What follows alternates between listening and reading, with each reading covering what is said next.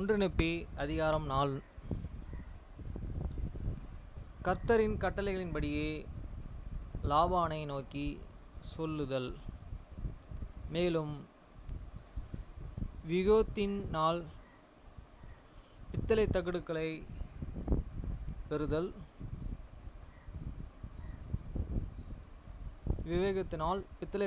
பெறுதல். வனாந்தரத்தில் லேகியின் குடும்பத்தாருடன்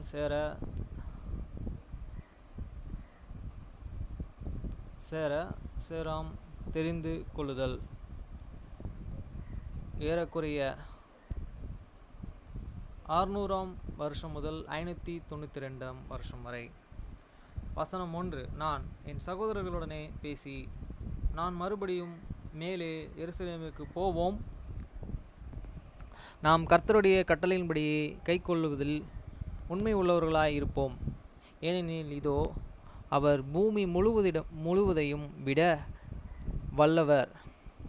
அப்படியானால் லாபானையும் அவனுடைய 50 பேரையும் நாம் அல்ல, அவனுடைய 16,000 பேரையும் காட்டிலும் வல்லவராய் ஏன் இருக்க முடியாது என்றான். வசனம் 2. ஆகையால் நாம் மேலே போவோம், நாம் மோசேயைப் போல் பலம் உள்ளவர்களாயிருப்போம்.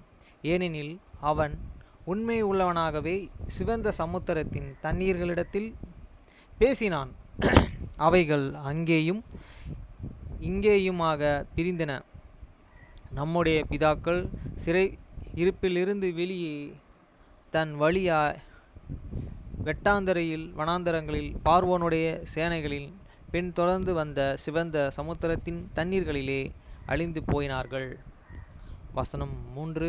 இப்பொழுதும் இதோ அது உண்மை என்பதை நீங்கள் அறிவீர்கள். மேலும் ஒரு தூதன் உங்களிடம் பேசி இருக்கிறதையும் நீங்கள் அறிவீர்கள். அதனால் நீங்கள் சந்தேகப்படாமல் நாம் மேலே போவோம், நம்முடைய பிதாக்களைப் போலவே நம்மை விடுவிப்பதற்கு எகிப்தியர்களைப் போலவே லாபானை அழிப்பதற்கு கர்த்தரால் இயலும். வசனம் 4.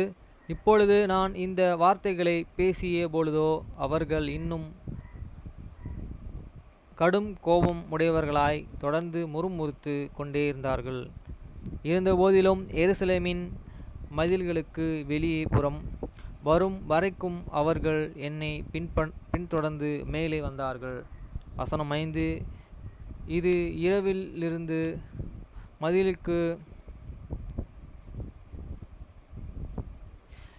இரவாயிருந்தது. மதிலுக்கு வெளியே அவர்களை ஒளித்து கொள்ளும்படி செய்தேன். மேலும் அவர்கள் தங்களை ஒளித்து கொண்டு பின்பு நெப்பியனாகிய நான் நகரத்தினுள் ஊர்ந்து சென்று லாபானுடைய வீட்டை நோக்கி போனேன். வசனம் 6. நான் செய்ய வேண்டிய காரியங்களை முன்னதாகவே அறியாதவனாய் நான் ஆவியினாலே நடத்தி செல்லப்பட்டேன். வசனம் 7.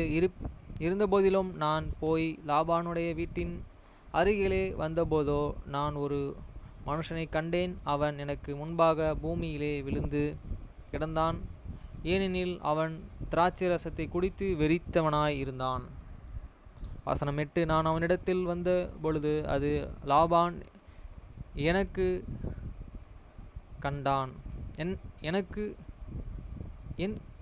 என்ன கண்டான். வசனம் 9. நான் லாபானுடைய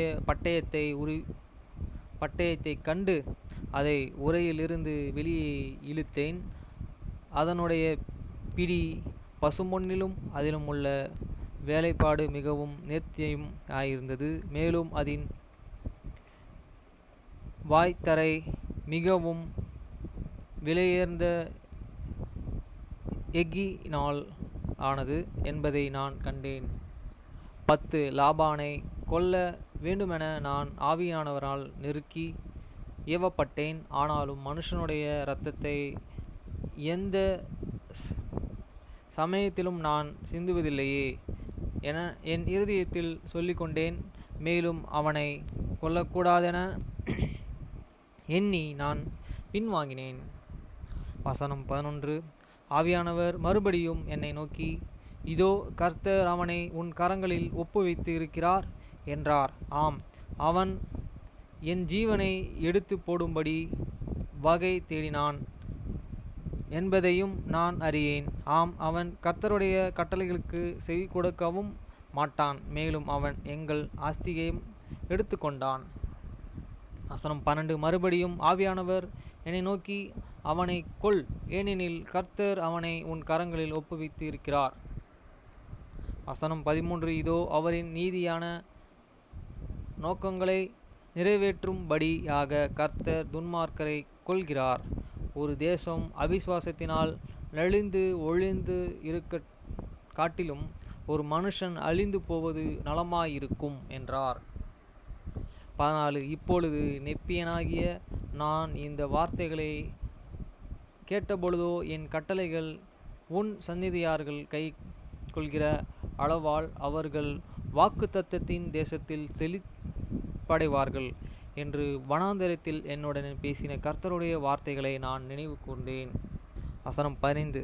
ஆம், நியாயப்பிரமாணம் இருந்தாலொழிய அவர்கள் மோசேயின் நியாயப்பிரமாணத்தின்படியான கர்த்தருடைய கட்டளைகளை கைக்கொள்ள முடியாது என்பதையும் நான் எண்ணி பார்த்தேன்.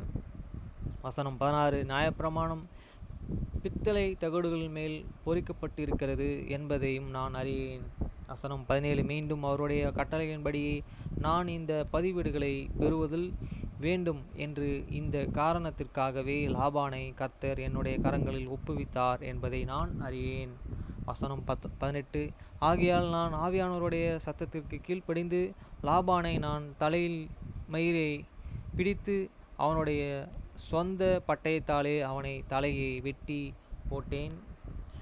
வசனம் 19. அவனுடைய தலையை அவனுடைய சொந்த பட்டயத்தினாலே வெட்டி போட்ட பின் நான் லாபானுடைய வஸ்திரங்களை எடுத்து என் சொந்த சரீரத்தின் மேல் போட்டுக்கொண்டேன். ஆம், ஒவ்வொன்றியும் கூட மேலே அவனுடைய கவசத்தையும் நான் அறையிலே கட்டிக்கொண்டேன். வசனம் 20. நான் இதனை செய்த பின் லாபானுடைய பொக்கிஷ அறைக்கு சென்றேன். மேலும் அவ்வாறு நான் லாபானுடைய பொக்கிஷ அறைக்கு சென்றபொழுதோ இதோ பொக்கிஷ அறையின் திறவுகோல்களை வைத்திருந்த லாபானுடைய வேலைக்காரனை நான் கண்டேன். நான் லாபானுடைய குரலை அவன் என்னுடனே பொக்கிஷ அறைக்குள் வர வேண்டுமென கட்டளையிட்டேன். வசனம் 21. வஸ்திரங்களையும் என் அறைகளில் கட்டப்பட்டிருந்த பட்டயத்தையும் கண்டபடியினால் என்னை தன்னுடைய எஜமானாகிய லாபான் என அவன் எண்ணிக்கொண்டான். வசனம் 22. அவன் தன் எஜமானாகிய லாபானை இரவிலே யூதர்களின் மூப்பர்கள் மத்தியில் இருந்ததை அறிந்தவனாய் அவர்களை குறித்து அவன் என்னுடனே பேசினான். வசனம் 23. லாபானை போலவே நான் அவனிடம் பேசினேன். வசனம் 24. பித்தளை தகடுகளின் மேல் பொறிக்கப்பட்டிருப்பவைகளை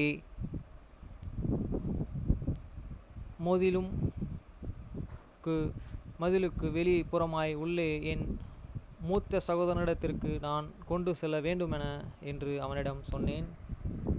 வசனம் 25. அவன் என்னை பின்பற்றி வர வேண்டும் எனவும் நான் அவனுக்கு கட்டளையிட்டேன். வசனம் 26. நான் சபையின் சகோதரர்களை குறித்து பேசினேன் என்பதாலும் நான் கொன்று போட்ட லாபான் மெய்யாகவே நான் தான் என எண்ணிக்கொண்டபடியினாலும் அவன் என்னை பின்பற்றி வந்தான். வசனம் 27. நான் மதிலுக்கு வெளிப்புறமாய் இருந்த என் சகோதரர்களிடத்திற்கு செல்லும் பொழுதோ யூதர்களின் மூப்பர்களையும் குறித்து அவன் அநேக தரம் என்னோடு பேசினான். வசனம் 28. லாபான் என்னை கண்டு மிகவும் பயந்தான். லோமுவேலும் சாமும் கூட பயந்தார்கள். மேலும் அவர்கள் என் சமூகத்தை விட்டு ஓடிப்போனார்கள். ஏனெனில் அவர்கள் அது லாபான் எனவும் அவன் என்னை கொன்று போட்டு அவர்களை ஜீவனையும் வாங்க தேடுகிறான் எனவும் எண்ணிக்கொண்டார்கள். வசனம் 29. நான் அவர்களை அழைத்த பொழுதோ அவர்கள் என் சத்தத்தை கேட்டார்கள். ஆகையால் அவர்களை என் சமூகத்திலிருந்து ஓடாமல் நின்றார்கள். வசனம் 30.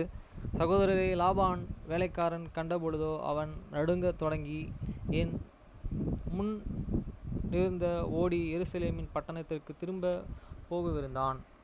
வசனம் 31. அப்பொழுது நெப்பியனாகிய நான் உருவமைப்பில் பெரிய மனுஷனாயும் கர்த்தரிடமிருந்து மிகுந்த பலத்தையும் பெற்றிருந்தபடினால் நான் லாபானுடைய வேலைக்காரனை பற்றி பிடித்து அவன் ஓடிப்போகாதபடிக்கு பிடித்து கொண்டேன்.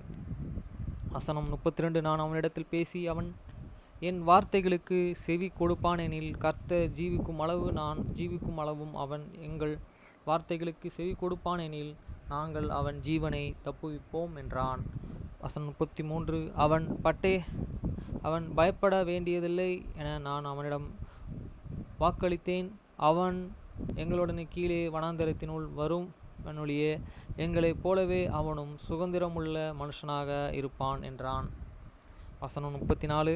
நான் அவனிடம் பொய்யாகவே கர்த்தர் இந்த காரியங்களை செய்யும்படி எங்களுக்கு கட்டளையிட்டு உள்ளார். கர்த்தருடைய கட்டளைகளை கைக்கொள்ளும்படிக்கு நாம் கருத்தாய் இருக்க வேண்டுமா?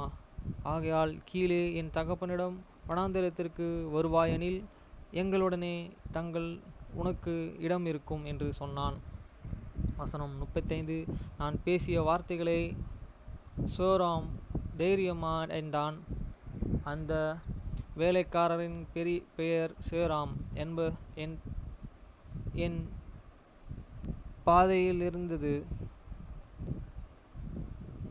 அவன் எங்களுடன் எங்கள் தகப்பனிடத்திற்கும் வனாந்தரத்திற்கு இறங்கி வருவதாக வாக்களித்தான். ஆம், இந்த சமயம் முதல் எங்களுடன் தங்கி இருப்பதற்காக அவன் எங்களிடத்தில் ஆணையிட்டான்.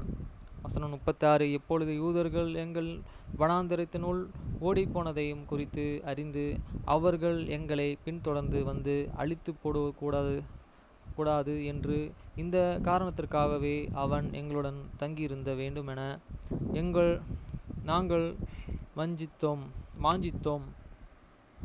வசனம் 37. சேராம் எங்களிடம் ஆணையிட்டு பொழுதோ அவனை குறித்து எங்களுடைய பயம் நீங்கியது. 38. நாங்கள் பித்தளை தகடுகளை எடுத்து கொண்டு லாபானுடைய வேலைக்காரனையும் அழைத்து கொண்டு வனாந்திரத்திற்கு புறப்பட்டு சென்று எங்கள் தகப்பனின் கூடாரத்திற்கு பயணம் செய்தோம்.